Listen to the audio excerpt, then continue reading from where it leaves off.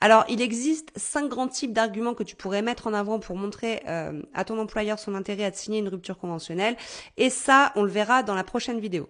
Ensuite, une fois que ton argumentaire est prêt, il va aussi falloir te préparer à l'éventualité que ton employeur refuse directement la rupture conventionnelle avant que tu aies eu le temps d'exposer tes arguments.